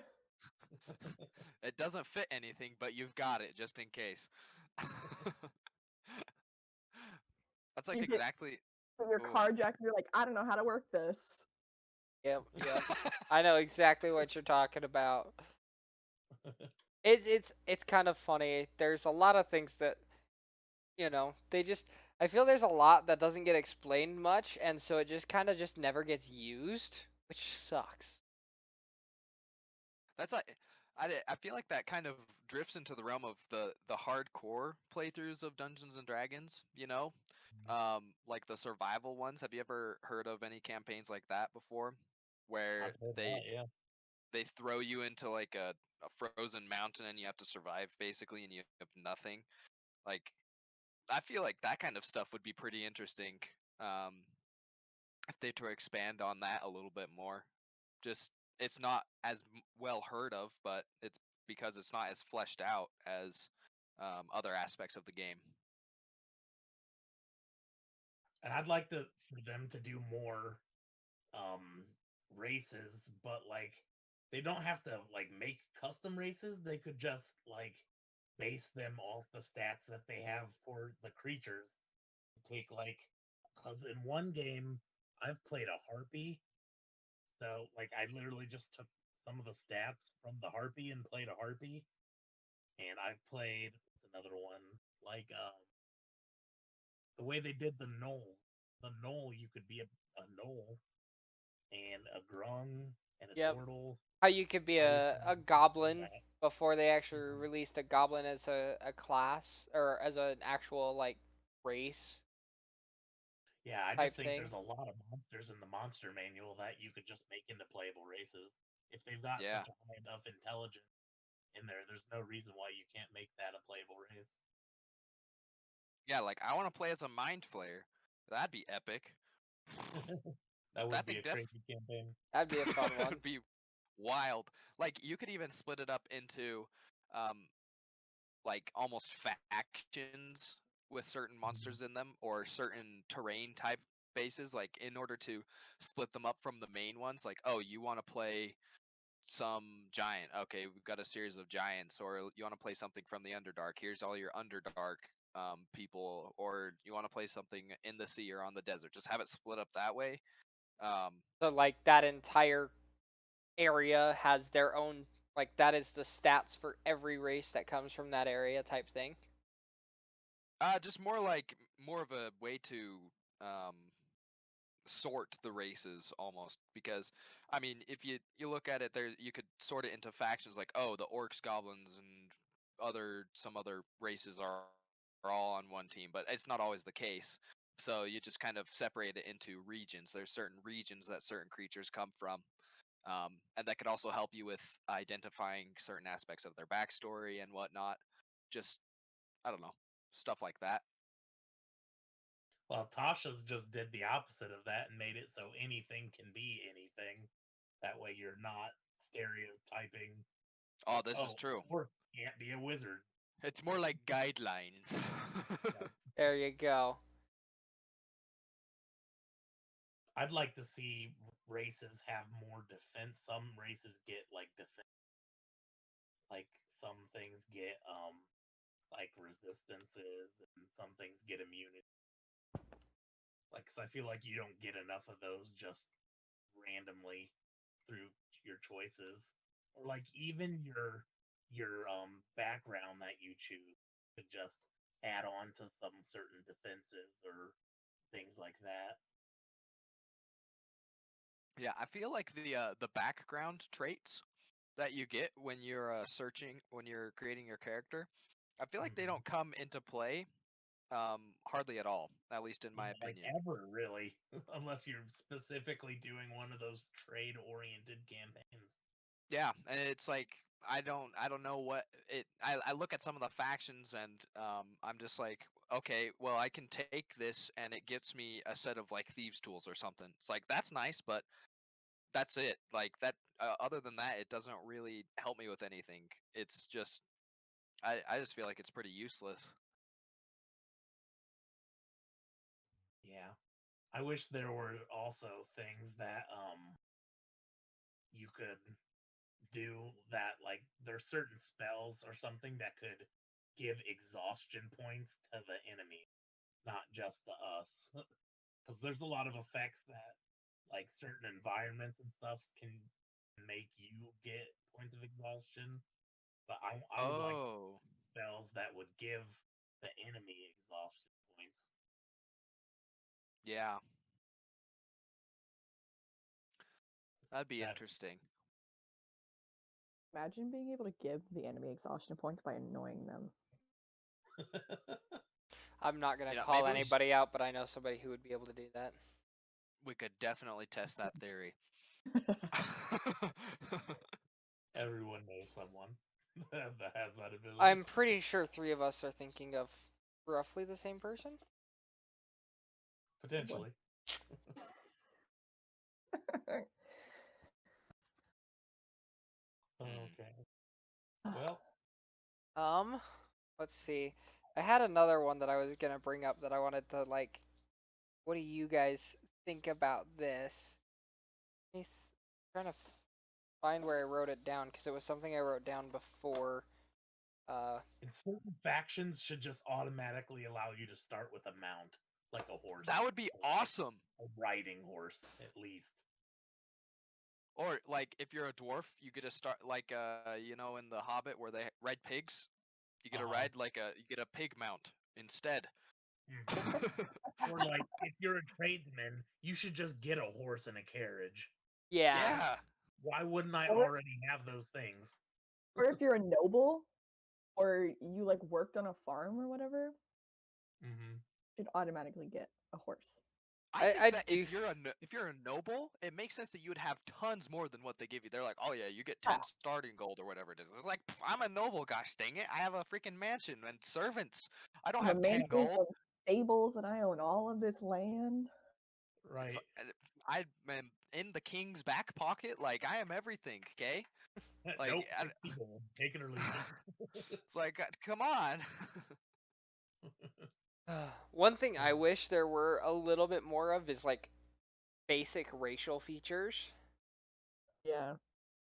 Like something like the Loxodon has advantage on perception for smell. yeah. Perception and survival. Why aren't there like I want to make sure I'm not getting this entirely wrong. And it is a thing that I just have never noticed. Let's take, for instance, the... Okay, here's one thing. Why does the turtle only live to 80 years old? Yeah. Um, It's a it tortoise. should be like 800. Yeah, no, it should be.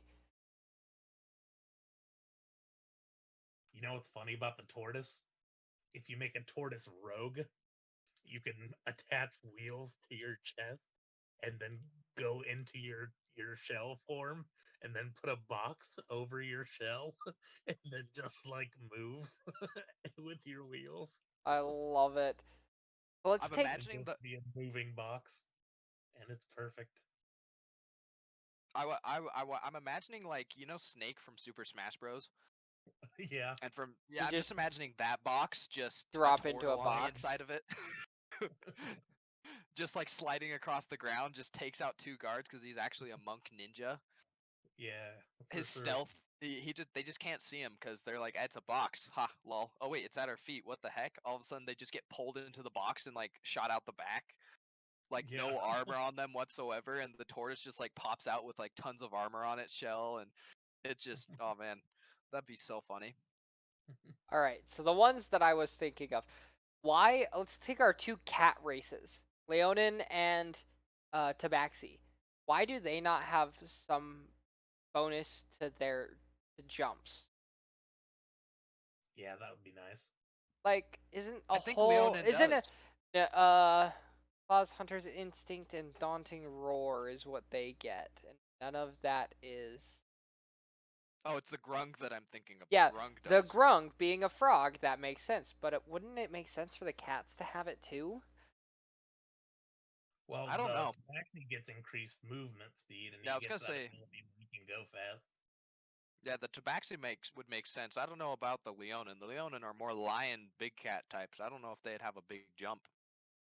Right. Lions have really big jumps, though.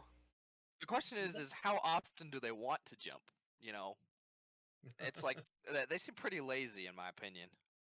That's fair. Just laying around, sunbathing all day. But yeah, Uh, like I think that if they were to implement a couple, but at the same time though, you get to the point where you aren't able to You wouldn't be able to keep cover creating. everything. Yeah, you can't just say this special jump is exclusive to this one, or certain class abilities are more OP than other ones. Like take the Grung for example, it has the high jump, and its skin secretes poison. Um, Right. because it's a poison dart frog. Whereas you take the base human, which does nothing.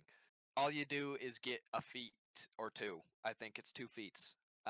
If you choose the variant human, and it's like It's 1 feat for the variant. The variant human is 1 feat, and then you get +1 to 2 ability scores. yeah. And so it's like I don't know. It's there are certain aspects where it's like okay, it makes sense, but like the human, in reality, it wouldn't have it. But like the grung, okay, it secretes poison and it can jump high. If we're just going based off of those built-in abilities, it's like OP already because it has those additional abilities that are already in it. And like the orc with uh its rage thing or whatever it is, the undying rage, where it comes back to life Relentless at 1 endurance. HP. Yeah, that's the one. Um, where it just comes back to life, like stuff like that. For every if you try to come up with something for every race, it becomes really difficult, especially if they start adding in more and more races. That's Um, right. true. because at that point, I would think that you'd have to start adding in disadvantages to every race in order to balance some of them out. True, true. Yeah, some of them are a little OP. Oh, yeah. Like war forges, you can get pretty powerful. Oh, Oh, definitely. jeez. So one race that I do want to see is Warforged, but like different material. Like, what if I want to be a stone golem as a playable race? True, that's a good idea. Like, when you break it down, what is a Warforged if not for just like an animated suit of armor, essentially, with a few extra things? Right. So why can't I Depending have on what a, form you're a in. why can't I play a golem? Why Yeah, can't I golem be would a be cool. stone golem? Why can't I be a homunculus? Yeah, like I think I can't think of many things I would want them to add in as far as race wise, just because I'm more races that have an actual flying speed would be fun.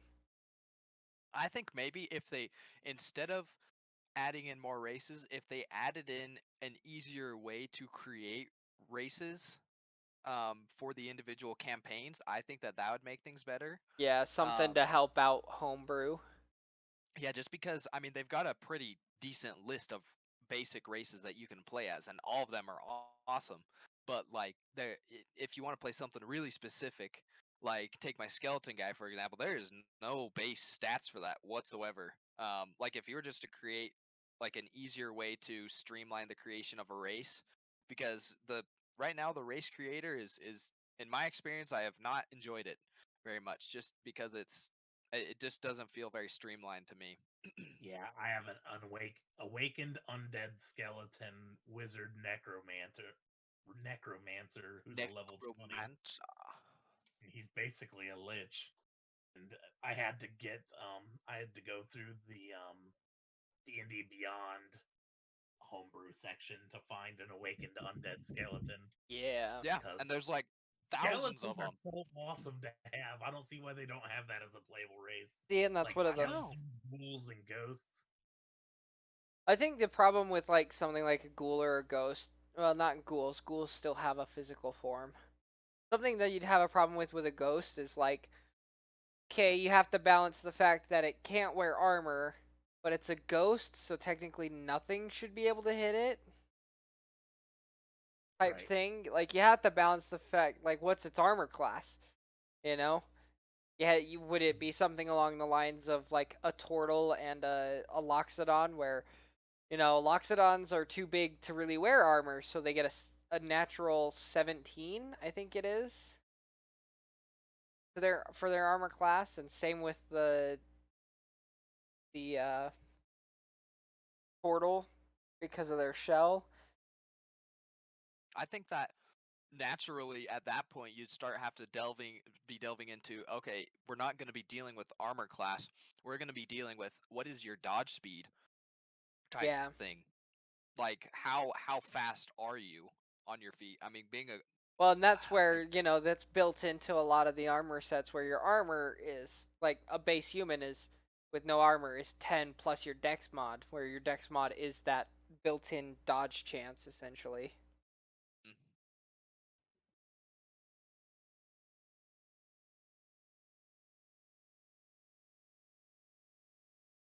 and that's the thing that, like, I don't know. For those that want to play as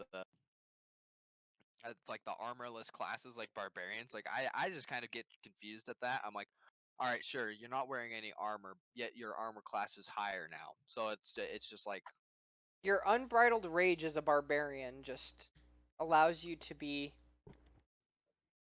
more tanky than any other class. mhm. I'd like for them to go through and do like half races on everything so that you could be like, I wanted to be a half tiefling, half human, or half dwarf, half human, or half Be elf, half Luxodon. Yeah. I wish you could go through and play half anything, no matter what you are. You See, could and I look mix. at that and I go, okay, so you're gonna, like, I don't remember what edition it was. I want to say it was 3rd edition. So, right before I was playing, there was a race that was literally half elf, half dwarf. It looked just like a human, but where a human is generally good at everything, this race got negatives. It got none of the races positives and all of the races negatives. Oh my god. So it was a human, but worse at it. it can't even. That's the problem. Is it just couldn't even. But I like the idea of, Like, like, being able to do half everything, and then you just have, like, a little table. So, like, at the bottom of the Dragonborn race page, it'd be, here, if you want to be half Dragonborn, you choose from these stats. You choose 2 of these stats. And then you'd go over to, I want to be half Dragonborn, half Tiefling. Because why not? You'd be like, okay, if you picked the +2 to strength, you can't pick the +2 to charisma, but you can pick these ones. mm-hmm. It'd be set up like Like, you'd take these 2 next to each other. The only ones that would technically cross each other out would be your +2s and your +1, because every race has that. or like you could even set it up to where each half like each race that is playable, each one has 2 options. And so there's one that adjusts one of your ability modifiers, and then one of them that gives you some a feat of some sort. One of And the so racial feats. yeah, so either you choose the ability modifier for, like, say, the Dragonborn. That means that you have to take the racial feat for the Tiefling That would be type cool. thing. I mean, it kind of, so that way you're not just picking straight up OP stuff, because I mean you can't really just, like, choose exactly what you're gonna get True, being because born. then if I really wanted to, like, if you wanted to power game it, you play something that's got a +2 to strength as their main ability, and then another +1 to strength, and now you've got +3 to strength, plus a bunch of other stuff behind it. Yeah, if I was DMing a campaign, also, I would make it a kind of a rule. They don't have to do this in a source book, but I would make it a rule to where you have to have an in-game reason to multi-class. I hate people that multi-class just to get stats and then just to get the buffs or the spells, whatever. And Right. they have their characters like your character in no way ever would be a cleric, but you just want that ability to heal, so you multi-classed into cleric. It's I like, think no, if it has to make sense. And I think part of that actually comes from DMs who don't have a good way of working level ups into the story. Right. Right? So, like, let's take Thunder's character Boon. Um he started out as just a sorcerer. Yep. And in story, I gave him at the end of session 0 for his character, because the way I do session 0s is with each character, because I want to have, as a DM, the party's going to change how they act after a few sessions anyway, so why do I want to get to know the party? I want to know the characters first. So I do a session 0 with all of my characters, with each player individually. At the end of that, Boon ended up meeting, because you were a sorcerer with the draconic lineage, right? Yep. So at the end of that, he ended up My favorite. having a spectral meeting with his ancestor, who just so happened to be like the god of death. The god of the dead, not the god of death. He's a really good guy, actually, you know. And so, think kind of like Hades. Hades is the god of the dead, not the god of death. Hades himself isn't a terrible guy, just part of a... Got a bad rap. Exactly. That's the type of character. And it ended up like, okay, you can, at the end of this, you're going to hit level 2. So you have 3 options. You know, you can just keep going into your sorcerer, or here's a patron if you want to go into a warlock, or a god that will give you powers if you decide you want to be a cleric. I feel like a lot of DMs don't know how to work in story beats to level ups. Mm-hmm. And when that happened, I was considering playing a cleric for a little while, because I had clerics use melee a lot, and I'm a hefty melee user. But I was like, I need to break out. That is why I chose sorcerer in the first place, so I could break out of the melee a little bit and expand. So that's why I decided to go with the warlock. But it's been treating me good so far, and it makes it a lot more interesting, because it actually adds in, like, okay, I know exactly why I became part warlock, because I met my patron god who gave me these options, and I got to choose, and it makes sense as part of the story. Right. I do get what you're saying though, like maybe some basic story beats that they can put in under each class page of, like, if you have a player that wants to multi-class here, here's some ways to address it, type thing. Yeah, I think that would just help a whole lot of people in general. I think another thing is, like, make it more beneficial to multi-class. I feel like it's already super beneficial, and honestly, that's why a lot of people do it, is because you're basically cheating the system by doing that.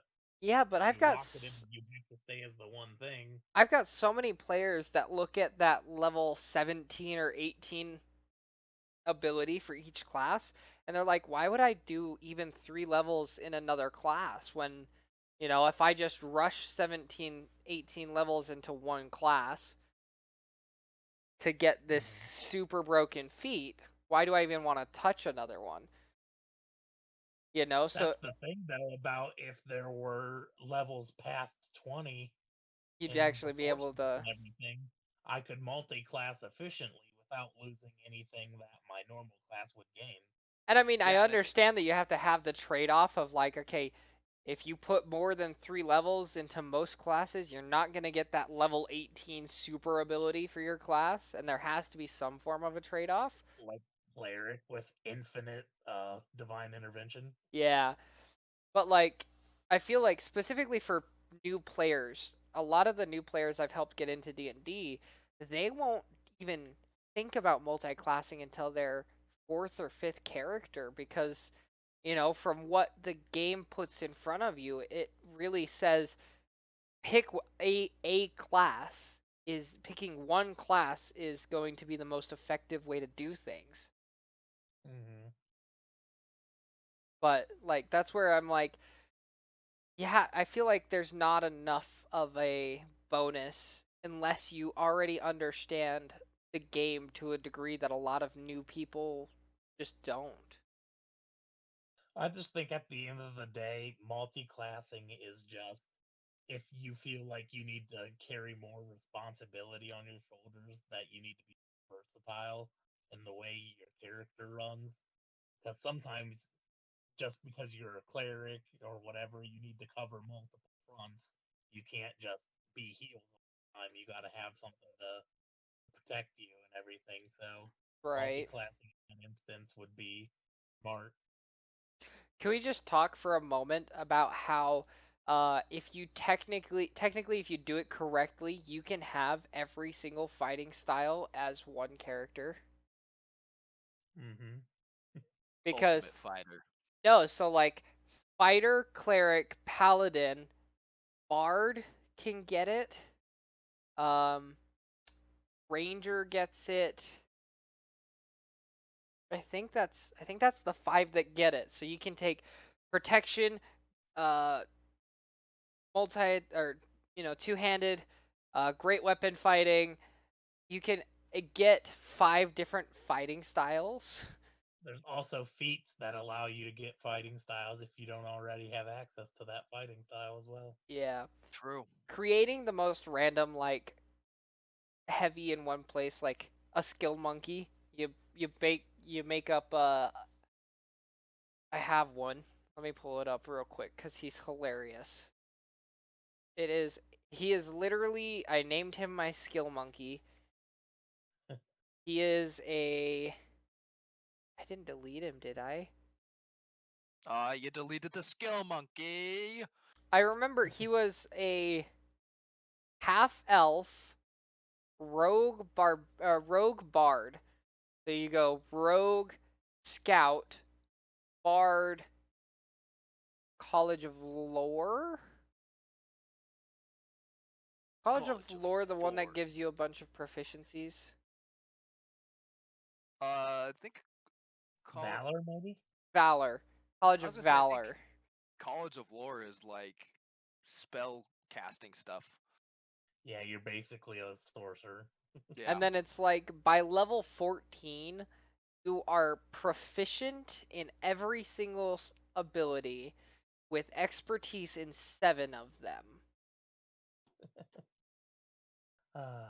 It's a beautiful class. It is a wonderful thing. But in combat, you're worth next to nothing. Very true. You're like, oh, I can do everything else, but not You are fight. the out of combat person that does everything. Those are I good think, characters to make the leader of your group, honestly, because they're True. so versatile. or they just really try to avoid any and all conflicts that happen, so they don't have to fight, which Right. by extension makes them the best leader because they're like, oh wait, we're actually not Make in any sure you fights get right that now. expertise in persuasion and deception, and you're fine. You just persuade and deceive people. Get Fake whatever it you till want. you make it. Oh, exactly. Exactly. See, that's the kind of playstyle that I like, All Hope right. for the best and expect the worst. We've got 3 more minutes of this live. So, does anyone have any last minute things they want to put in? Well, at the end of the day, I'd just like to say that Wizards of the Coast would be doing a very good job to hire any of the 4 of us. We are a Go think on, tank. Yeah. Even better, hire all 4 of us and we'll just sit in a room writing down dumb ideas all day. Yeah. They just give us a whiteboard and like a jug of water and say, "Have at it." No, it's like the mail room from Elf where they have tubes that we just put a little piece of paper with notes in it into a tube and it shoots them up to wherever their ideas go. It'll be the mail room, and then they'll like put in every 3 hours they'll give us a case of Monster energy drinks. Yeah. Let's lock a bunch of gremlins in the basement and see what they come up with. And then our Christmas bonus, they just give us source books. It Ah, just And all we'd of be- we'd be perfectly happy with it because we actually love D&D. uh-huh. They'll give us some dice, and we're like, "Where's my dice bag?" Master has given Dobby dice. Dobby is free. Uh, Oh man, yeah. Seriously, just lock us in a basement. Just send ideas up in a tube, and there you go. We'll be good. Wizards of the I Coast. have We the, are I have the dice that Oblivion just sent me. I gotta get him out of the case. shiny No. number rock go click clack. hers aren't Oh, yeah, shiny. that my gray ass will do.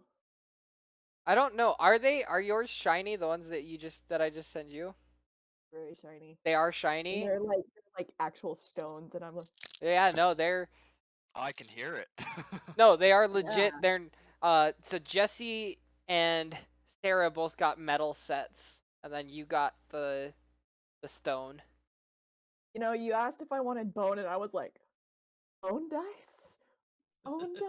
Yeah, there are bone dice, but all of the sets of bone dice I could find are like $150. I was gonna say, can I get mine Fair. made out of like an elephant tusk or something? Is that a You thing? think that if I collected Ivory all my is baby teeth from pretty my easy. mom, they would turn them into little mini dice? Oh. I might. You know what? Here's what I'll do. If you really want a pair of bone dice, I'll talk to one of my buddies who goes hunting. Maybe I can get him to bring me an antler, and I'll try my hand at making some. Okay, my Whittle, druid self whittle just some got really dice. excited because you said antlers. Can I get a pair of real antlers? Maybe. So yeah. I actually have a taxidermy friend that I could totally get bone dice for you guys if you want. The problem with that is that a lot of hunters want to hold on to those as trophies. No. You gotta find the ones that they don't really get the Yeah. big antlers. Okay, it's like the kid's first deer or something like that. You're like, Well, oh there's a yeah, we thing don't. called sheds where the deer shed their Oh antlers. yeah, You yeah, can yeah. Oh, there totally you find go. sheds laying around in the woods. And my friend, who's a taxidermist, has people that bring her sheds all the time. Oh, Just like pays them a lump sum for the sheds. And so I could totally get her to make a set of bone dice. how can I All get right. into that business? Because that sounds interesting. All right. It's We 1 need to o'clock. trademark these ideas.